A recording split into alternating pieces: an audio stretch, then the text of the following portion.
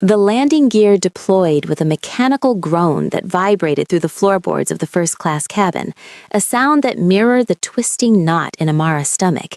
She stared out the oval window, watching the gray, sprawling metropolis of Seoul rise up to meet them through the breaking clouds. It had been 5 years. 5 years of running, 5 years of hiding, and 5 years of telling herself that she would never, ever step foot in this city again. Yet here she was, clutching the armrest as if it were the only thing keeping her from falling apart. "Mommy, look! The buildings are touching the sky!" The excited squeal broke through her trance. Amara turned to the seat beside her, where 4-year-old Luna was pressing her face and hands against the glass, leaving small, foggy smudges. Beside Luna, her twin brother Leo sat quietly, his intense, dark eyes scanning the cabin with a seriousness that made Amara's heart ache. He looked so much like him, too much like him. "Yes, baby," Amara whispered, forcing a smile that didn't reach her eyes. "It's a very big city." "Is this where the job is?" Leo asked, looking up from his tablet. His hair, a riot of soft, dark curls, framed a face that was a perfect blend of Amara's deep melanin and the sharp, aristocratic features of a man she had spent half a decade trying to scrub from her memory.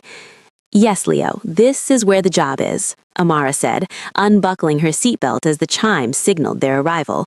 "We're going to build a beautiful hotel, remember? Just for 3 months. Then we go back to New York." "Just 3 months," she repeated silently. "Get in, design the Pyeongchang resort, collect the check that will secure their future, and get out."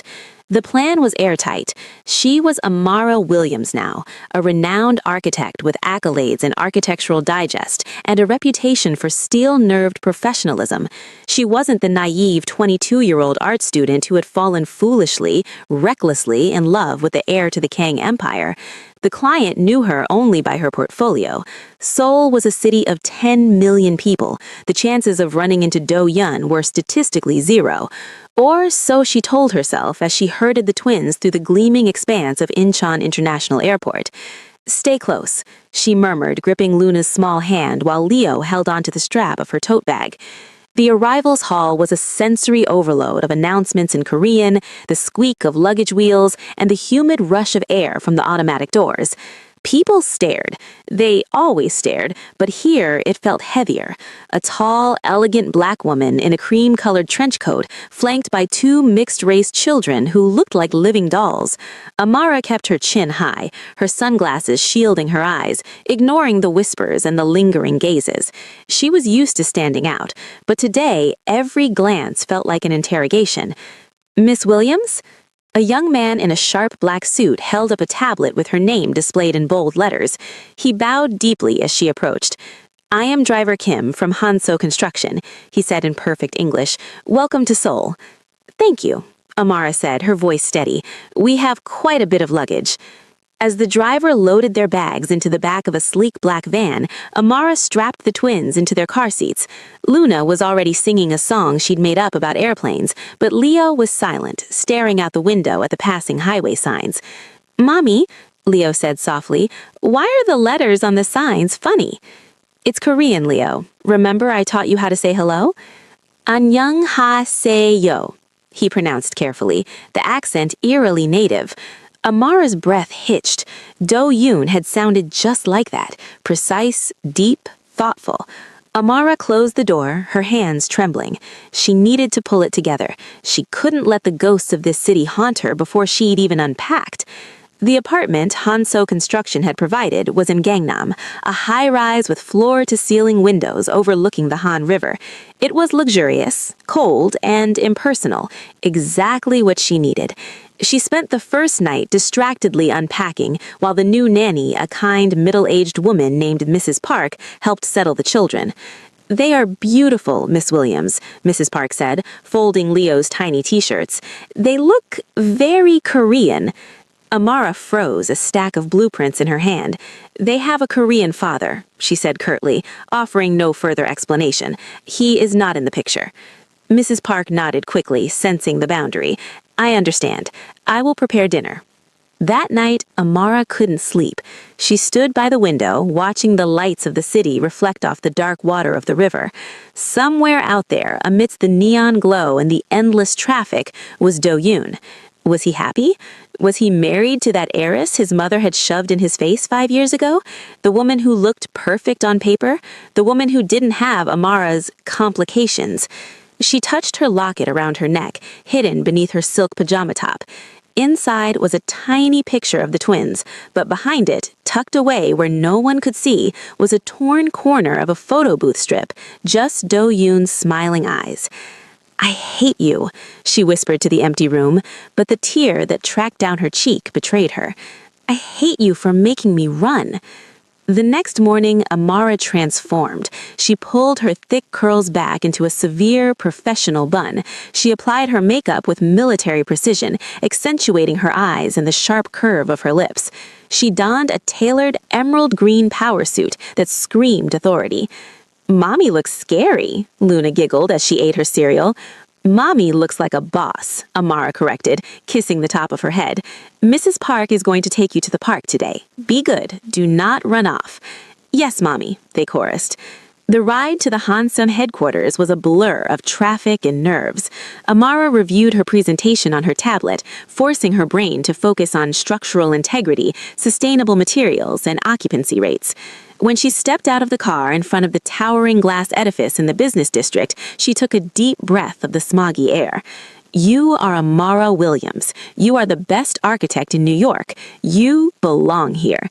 She breezed through security and took the elevator to the top floor. The conference room was vast, with a polished mahogany table that looked long enough to land a plane on. 3 executives were already seated, older men in gray suits who looked up with mild surprise as she entered. "Gentlemen," Amara said, setting her briefcase down, "I'm Amara Williams. Shall we get started, or are we waiting for the CEO?" One of the men, a VP named Mr. Choi, checked his watch. "Director Kang is running a few minutes late. He insists on overseeing this project personally. It is special to him." Amara nodded, connecting her laptop to the projector. "Understood." She was 5 minutes into setting up her slides when the heavy double doors swang open. "Apologies, the traffic on the bridge was a nightmare." The voice hit her like a physical blow to the chest. Deep, resonant, unmistakable. Amara froze with her back to the door. Her hand hovered over the HDMI cable. Every instinct in her body screamed at her to run, to dive under the table, to vanish into thin air. Slowly, agonizingly, she turned around. He was walking into the room, head down as he buttoned his suit jacket. He looked different, older. His jaw was sharper, the softness of his youth replaced by a hard, unyielding edge. He wore a navy 3-piece suit that fit his broad shoulders perfectly. His hair was styled back, revealing the forehead she used to kiss. Kang Do-yoon. He looked up, expecting to see a stranger. Their eyes locked. The room went silent. The hum of the air conditioning, the distant traffic, the clicking of pens, it all vanished. There was only the roar of blood in Amara's ears. Do-yoon stopped mid-step. His face, usually a mask of indifferent composure, crumbled into shock. His eyes widened, darting over her face as if checking for a hallucination. He paled, the color draining from his skin. "Amara?" The name was a whisper, a question, and an accusation all at once. "Mr. Kang," Mr. Choi looked between them, confused. "You know Miss Williams?" Do-yoon didn't answer. He couldn't breathe. He stared at the woman who had haunted his dreams for 1,865 days, the woman who had vanished without a trace, leaving a letter that said, "I'm sorry," and a hole in his chest that no amount of whiskey or work could fill. She was here, real, and she looked more beautiful than he had ever seen her. Amara dug her fingernails into her palm, the sharp pain grounding her. She lifted her chin, channeling every ounce of strength she possessed. "Mr. Kang," she said, her voice icy and detached, though her heart was hammering against her ribs like a trapped bird. "It's been a long time. I believe we have a hotel to design." Do-yoon's eyes narrowed. The shock was replaced by a sudden intense flash of anger. He walked slowly toward the head of the table, his gaze never leaving hers. He moved like a predator, controlled and dangerous. Miss Williams, he said, testing the name like a curse. I wasn't aware the architect for the Pyeongchang project was you. My firm sent my portfolio, Amara said, her throat dry. I assumed you approved it. I approved the designs, Do-yoon said, stopping just a few feet from her. He smelled of sandalwood and rain, the same scent that used to cling to her sheets. I didn't look at the biography. If I had known... He let the sentence hang in the air, heavy with threat.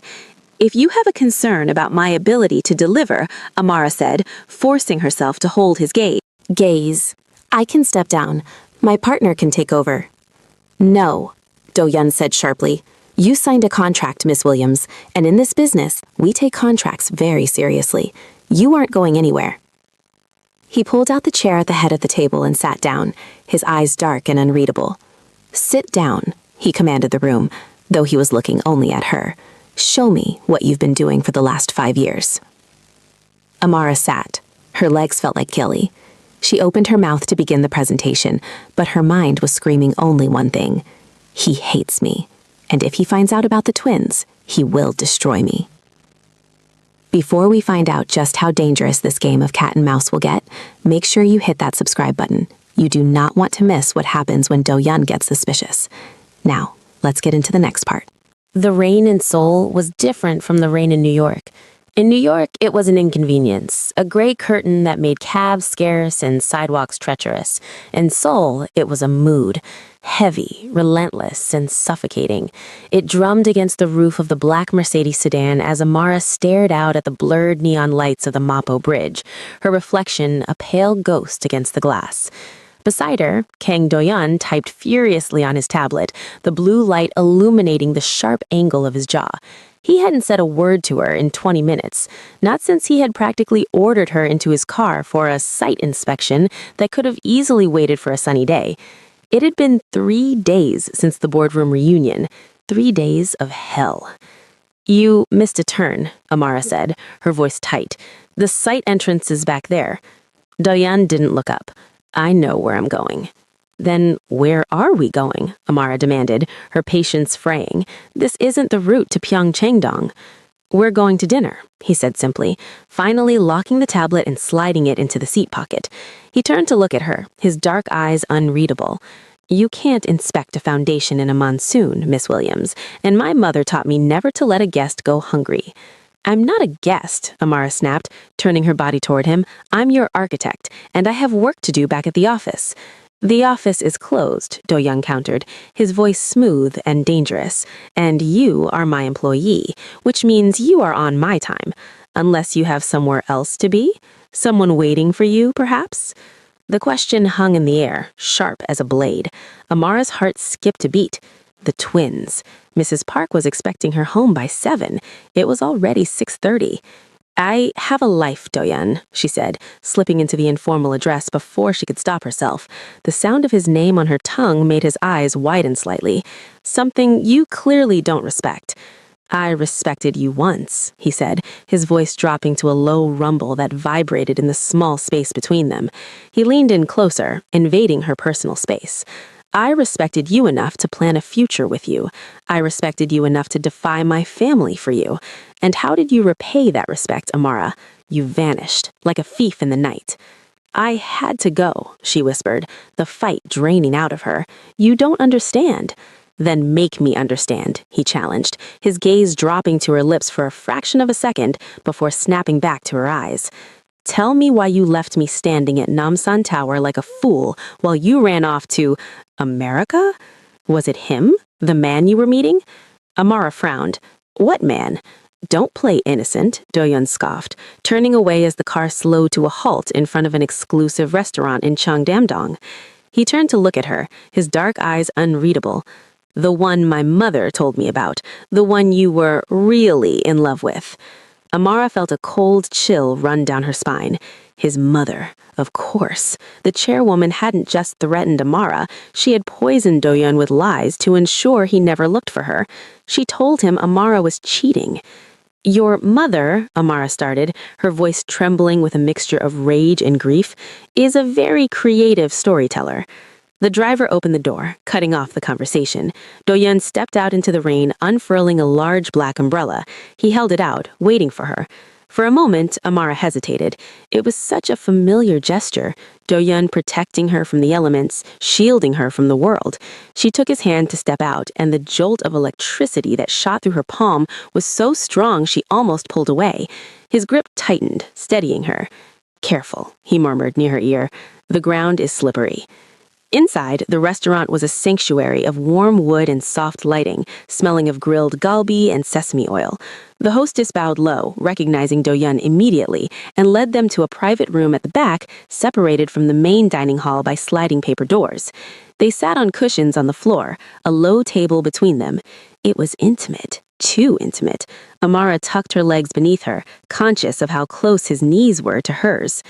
"So," Do-yeon said, after ordering a bottle of expensive soju and enough beef to feed an army.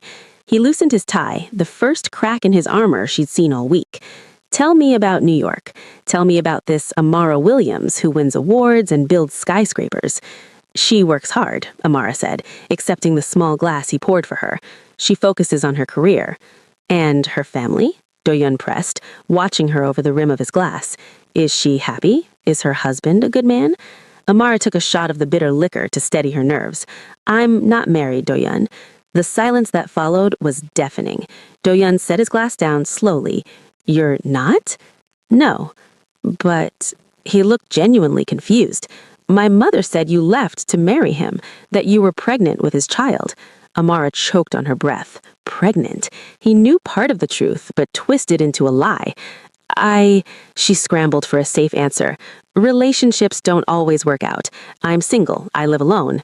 "Alone?" Do-yeon repeated, the words sounding like hope. "So there is no one." "No one," Amara lied, her heart hammering against her ribs.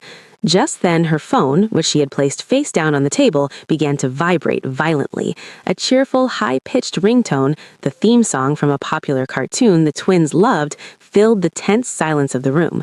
Amara snatched it up, panic flaring in her chest. The screen lit up with a video call request. The caller ID read, "My heart." "You should answer that," Do-yeon said, his eyes narrowing at the affectionate contact name. "It might be important. Or is my heart just a work contact?"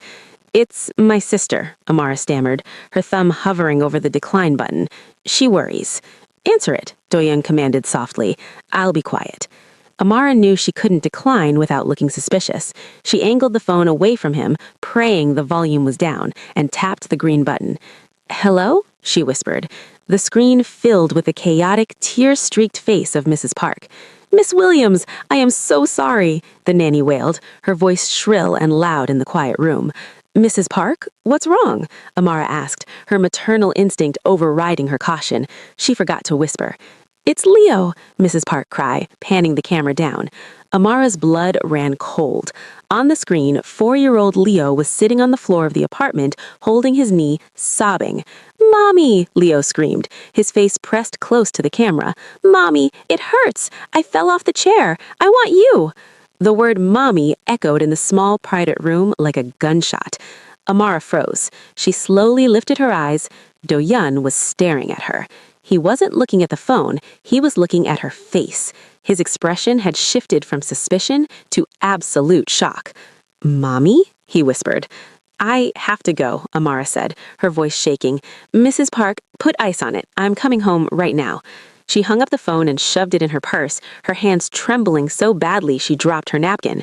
"I have to leave," she said, abruptly standing up. "Family emergency." "Sit down," Do-yeon said. He didn't shout, but the authority in his voice was absolute. "My nephew is hurt," Amara lied, desperate to escape. "My sister is away. I'm watching him." "Stop it," Do-yeon cut her off, standing up slowly. He towered over her in the small room. "That boy called you mommy. He looked like..." He trailed off, his mind racing. He had only seen a glimpse of the screen, a blur of a child's face. But the voice? And the timing? "He's confused," Amara said, backing toward the door. "He's 4. He calls everyone mommy sometimes. I really have to go, Do-yeon." "4?" Do-yeon repeated. He did the math instantly. 5 years ago she left. 9 months later, he stepped around the table, blocking her path to the door. "Amara, look at me." Move, she pleaded, tears pricking her eyes. Please. Is he yours? Do-yeon asked, his voice cracking. Do you have a son? Yes, she whispered, knowing she couldn't deny the existence of the child now. Yes, I have a son, but he has nothing to do with you. Is he the other man's child? Do-yeon demanded, gripping her shoulders. The man you left me for? Yes, she shouted, the lie tearing her throat apart. Yes, he's someone else's. Now let me go to him. Do-yeon stared at her for a long, agonizing moment. He was searching for the lie in her eyes, but her fear looked like guilt. Slowly, he released her shoulders. He looked defeated, broken. Go, he said, turning his back to her. Go take care of your son. Amara didn't wait. She slid the door open and ran. She ran through the restaurant, past the bowing hostess, and out into the pouring rain. She didn't wait for the driver. She hailed a taxi on the street, soaking her expensive suit, and dove into the back seat.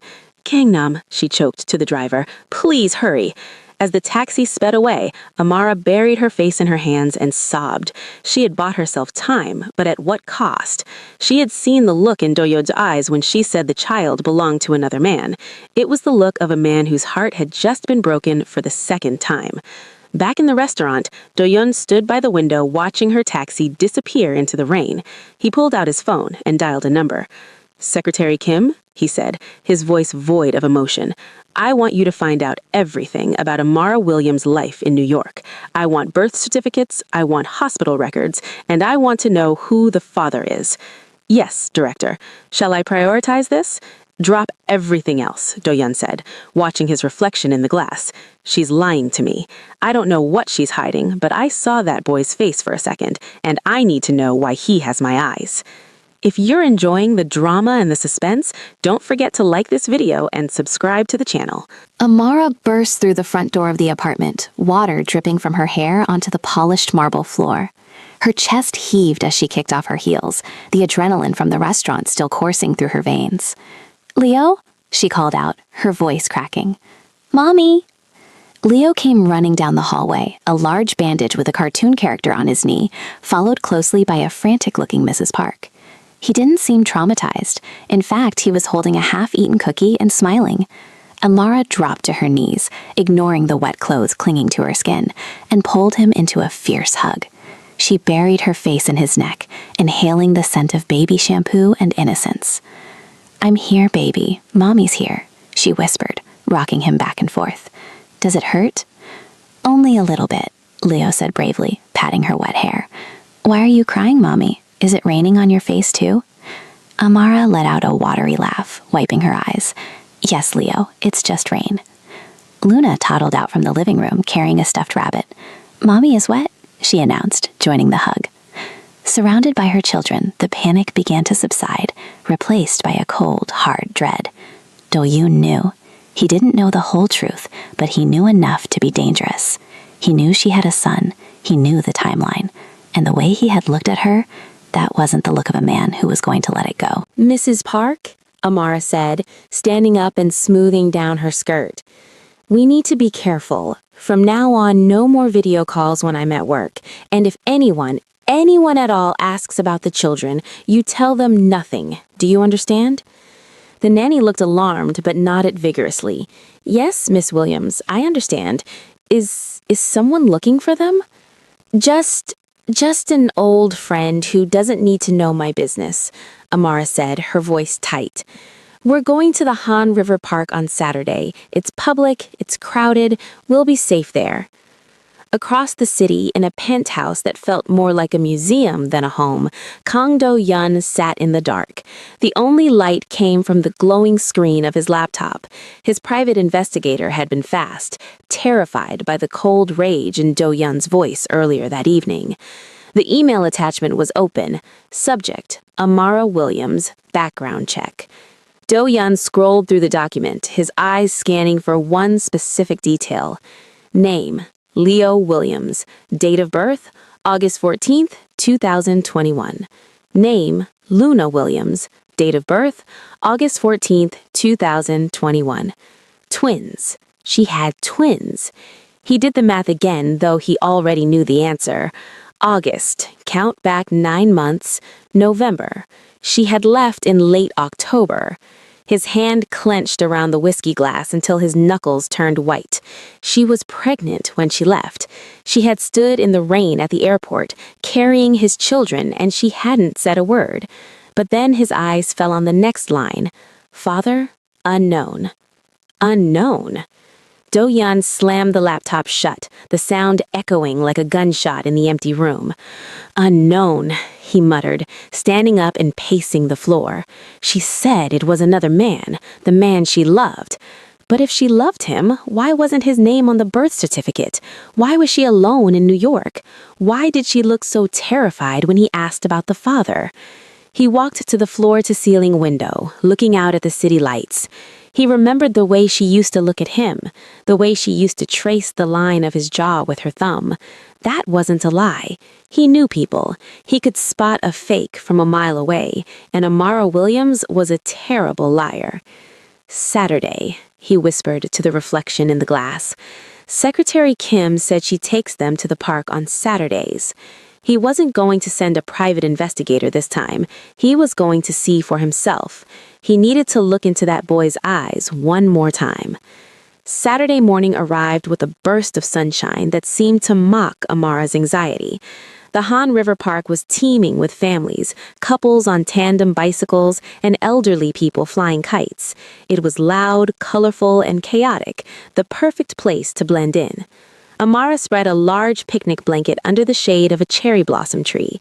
She wore oversized sunglasses and a wide-brimmed hat, looking every bit the incognito celebrity. "Stay where I can see you," she warned the twins as she unpacked sandwiches. "Do not go near the water." "Okay, Mommy," they shouted in unison, immediately sprinting toward a group of kids playing soccer nearby. Amara watched them like a hawk.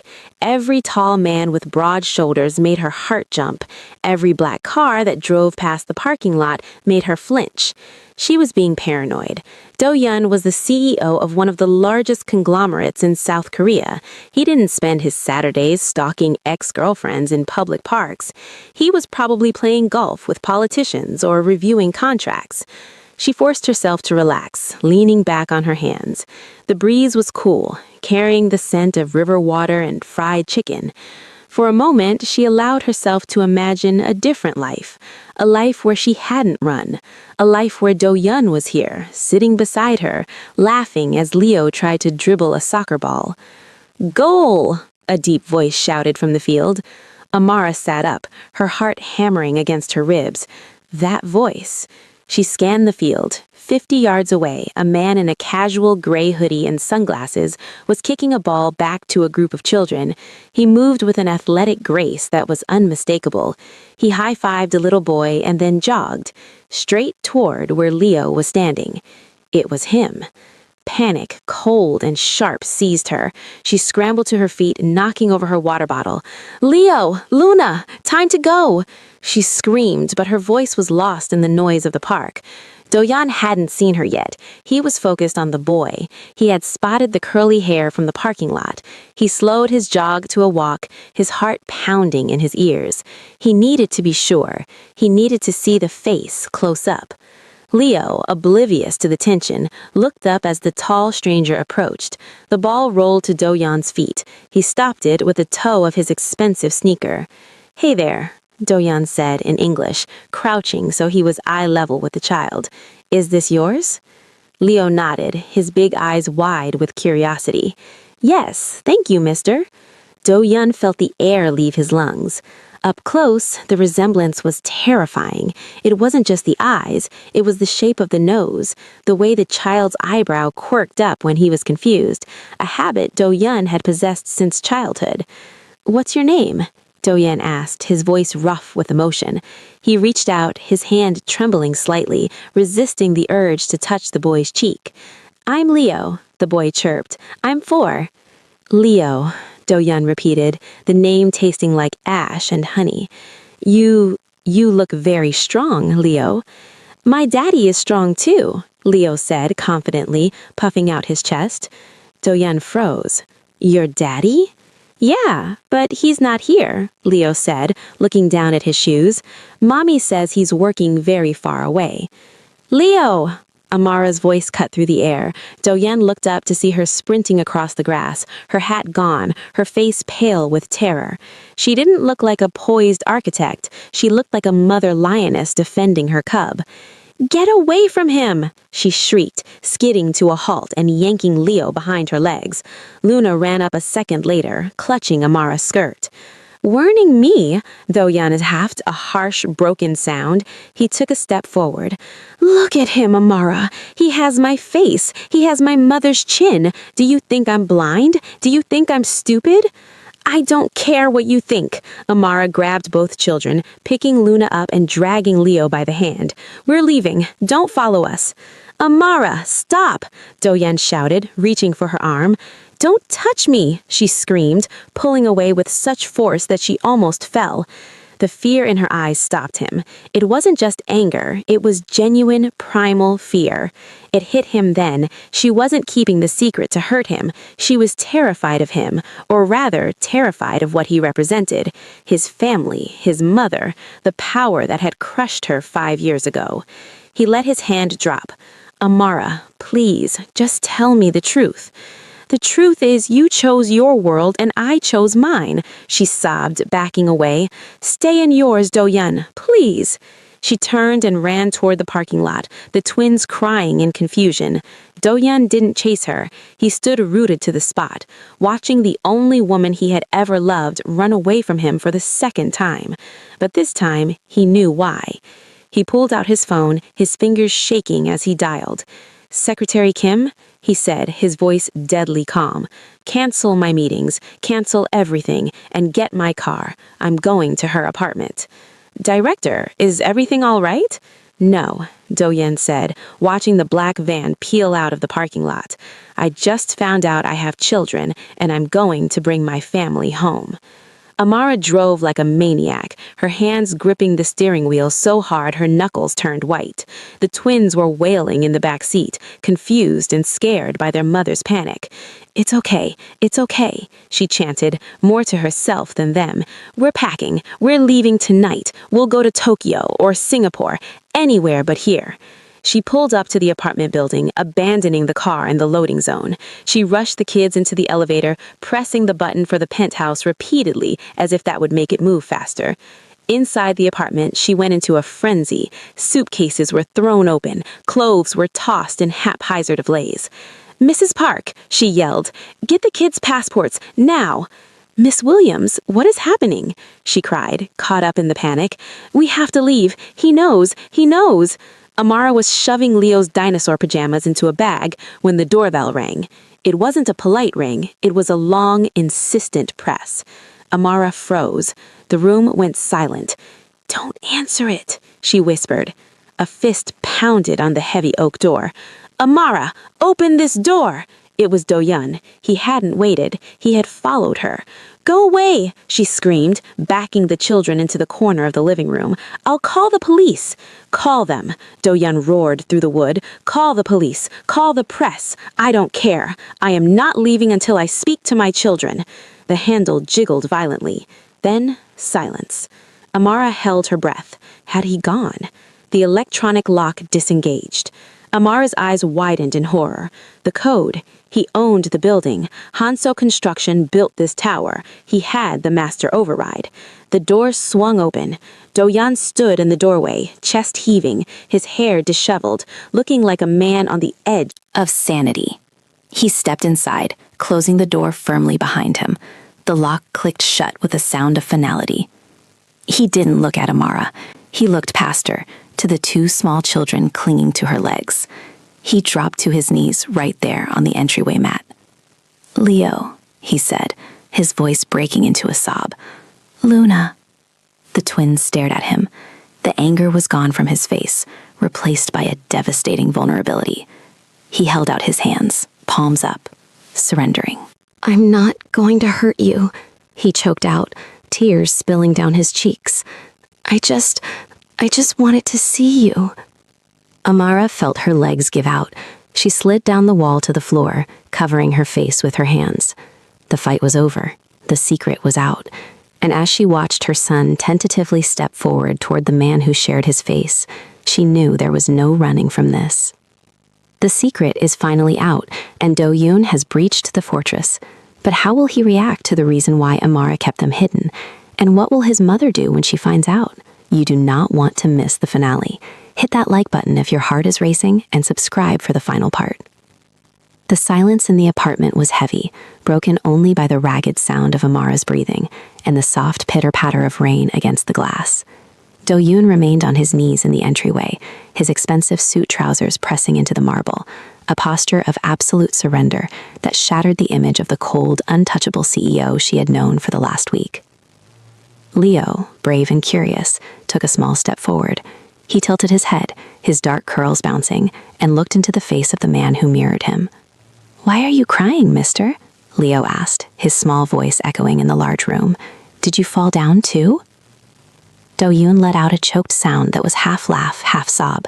He reached out a trembling hand, hovering it near Leo's cheek, but afraid to make contact, as if the boy were an illusion that might vanish at his touch.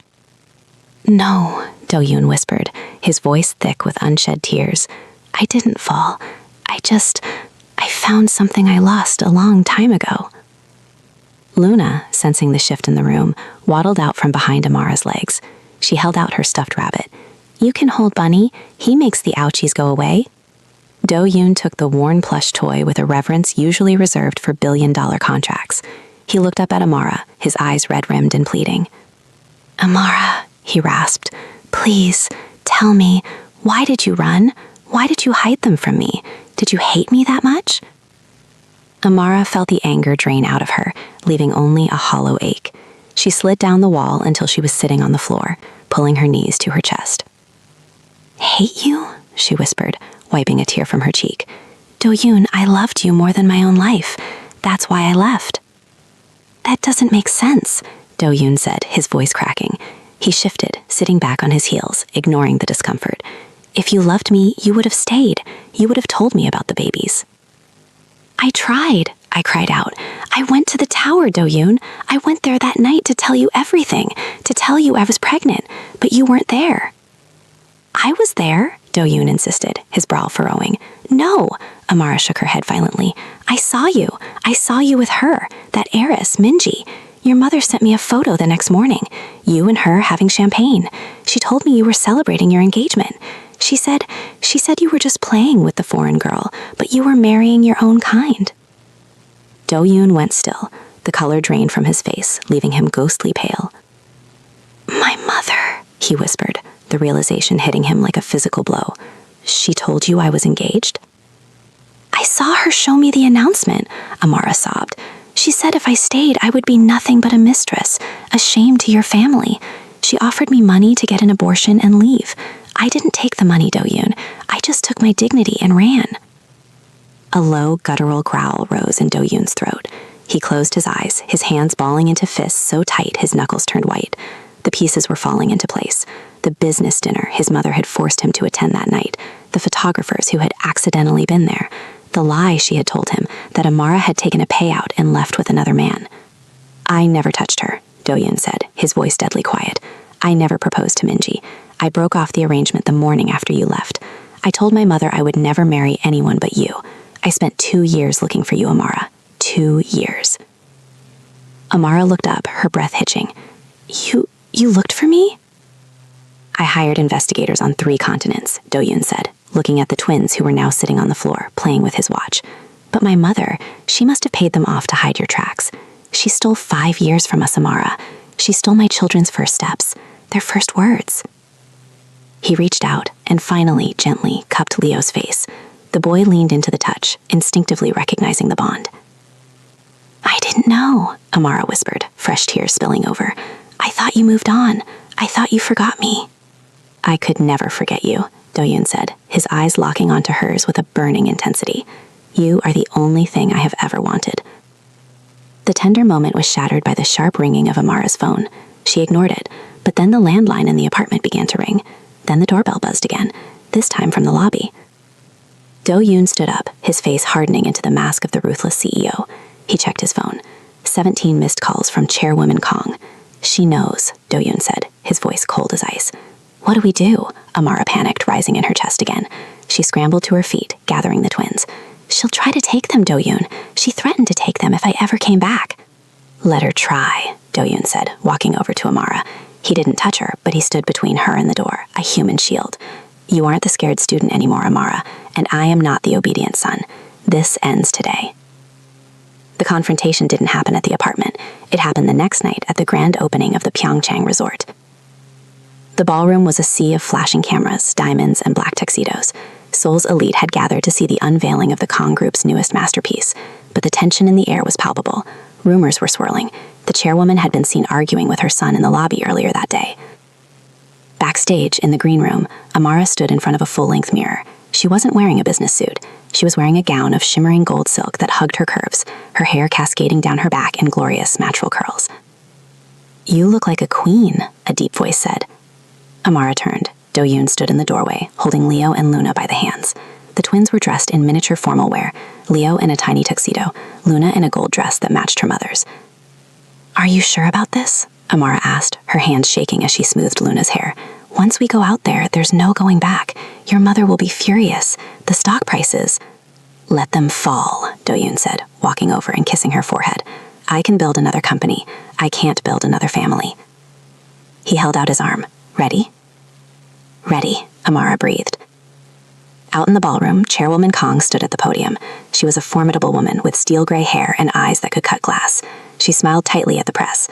And now, she announced, my son, CEO Kong Do-yoon, will present the vision for our future, a future built on tradition and legacy. Do-yoon walked onto the stage. The applause was polite. He stood at the microphone, looking out at the hundreds of faces. He saw his mother in the front row, looking smug. She expected him to announce the merger. She expected him to fall in line. Thank you, Chairwoman, Do-yoon said, his voice amplified across the silent room. This hotel was built on the concept of home, but for a long time, I didn't know what that word meant. He paused, looking toward the curtain. I thought home was a place, he continued, but I realized home is people. 5 years ago, I made the biggest mistake of my life. I let my home walk away because I was too weak to fight for her. The chairwoman's smile faltered. She stood up, signaling for the sound engineer to cut the mic, but Do-yoon ignored her. I am not making that mistake again, Do-yoon declared, his voice ringing with power. Please welcome the lead architect of this project, the woman who designed this building, and the woman who owns my heart, Amara Williams. The curtains parted. Amara stepped out, the gold dress catching the stage lights. The crowd gasped. A collective murmur rippled through the room. And, Do-yoon added, his voice softening as he extended his hand to her, our children, Leo and Luna Kong. The twins walked out, shy but smiling, holding Amara's hands. The silence in the room was absolute. Then, chaos. Camera flashes exploded like fireworks. Reporters shouted questions. Chairwoman Kong stood frozen, her face a mask of shock and fury. She looked at the mixed-race children, undeniably Kong's, undeniably beautiful, and then at the defiant look on her son's face. She sank back into her chair, defeated. She knew, in that moment, she had lost. The public would eat this up. A secret romance? Twins? A reunion? It was the story of the century. Do-yoon didn't look at the press. He walked to Amara, took her hand, and pulled her close. He picked up Leo while Amara held Luna. This is my family, Do-yoon said, into the microphone, finality in his tone. And anyone who has a problem with that can answer to me. He looked at Amara, and for the first time in 5 years, his smile reached his eyes. Let's go home, he whispered to her, away from the mic.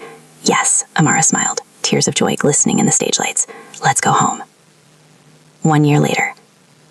The autumn wind whipped around the observation deck of Namsan Tower, carrying the scent of roasted chestnuts and falling leaves. It was crowded, as always, with couples locking their plastic padlocks onto the railing, promising eternity. Lift me up, Appa. I can't reach. Do-yoon laughed, hoisting 5-year-old Leo onto his shoulders. All right, big man, find a good spot. Amara stood beside them, holding Luna, who was busy trying to stick a sticker on the railing. They looked like any other family, happy and loud. Here, Leo shouted, snapping a bright blue lock onto the fence, right next to the gold one. Do-yoon set him down and wrapped his arm around Amara's waist, pulling her into his side. She rested her head on his shoulder, looking at the lock Leo had just placed. It sat next to an old, weathered padlock, the one they had placed there 6 years ago, before everything fell apart. We missed our anniversary last time, Do-yoon murmured, kissing the top of her head. We were a little busy, running away, misunderstandings, secret babies. Never again, Do-yoon promised, turning her face toward him. No more running. No more secrets, Amara agreed. He kissed her then, a slow, deep kiss that tasted of redemption and peace. The tourists walked by, some recognizing the famous CEO and his wife Amara, snapping photos, but they didn't care. They were just Amara and Do-yoon, and this time